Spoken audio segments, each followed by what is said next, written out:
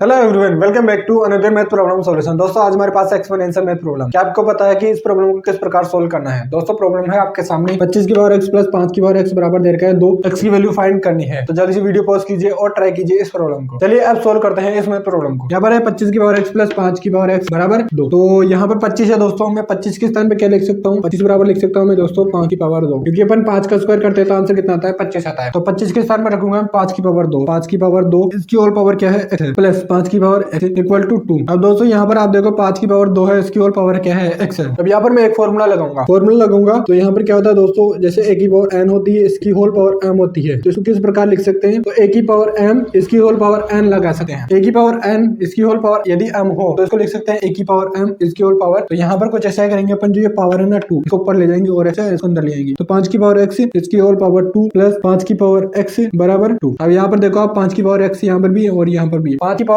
x बराबर अपन क्या रखेंगे दोस्तों? 5 की पावर x बराबर माना 5 की पावर x बराबर मैंने मान लिया p। 5 की पावर x बराबर है p, तो यहाँ पर अपन p रखेंगे तो p का स्क्वायर यहाँ पर प्लस 5 की पावर x बराबर p रखेंगे तो p इक्वल टू 2। दोस्तों ये 2 है, इसको इधर लेकर आएंगे तो क्या हो जाएगा? p square plus p minus 2 equal to 0। अब आप यहाँ पर देखो अपने पास में एक द्विघात समीकरण है। द्विघात समीकरण को दो तरीके से किया जाए, एक तो श्रीधर-आचार्य सूत्र से और एक फ्रैक्शन विधि से। तो श्रीधर-आचार्य सूत्र अपन यहाँ पर यूज नहीं करेंगे, क्योंकि यहाँ पर फ्रैक्शन हो जाएगा आराम से। फ्रैक्शन किस प्रकार होगा? बीच वाले पद का अपने को तोड़ना होता है। तो बीच वाले पद को अपन किस प्रकार तोड़ेंगे? तो ये हो जाएगा p square plus 2p minus p minus 2 equal to 0। मैंने बीच वाले पद को 2p माइनस p लिख दिया। 2p में से एक p जाएगा तो वापस क्या आएगा? p आएगा। okay? अब यहाँ पर देखो इन दोनों पदों में और इन दोनों पदों में क्या कॉमन आ रहा है? यहाँ तो -1 कॉमन आएगा और यहाँ पर क्या कॉमन आएगा? p कॉमन आएगा। यहाँ पर p और यहाँ पर -1, तो कॉमन निकालते हैं अपन। तो इसको यहाँ पर लिखते हैं, तो ये क्या हो जाएगा? यहाँ से पहले पद में से p कॉमन आएगा तो यहाँ पर बचेगा p प्लस 2 -1 कॉमन आ गया तो यहाँ पर क्या बचेगा? p plus 2 equal to 0। ठीक है, यहाँ तक आपके समझ में आया होगा। अब यहाँ पर आप देखो p प्लस 2 यहाँ भी है और यहाँ भी है, दोनों में कॉमन है। कॉमन पद को अपन क्या करते हैं? बाहर निकाल लेते हैं। तो p प्लस 2 को बाहर निकालेंगे अपन, ये क्या हो जाएगा? p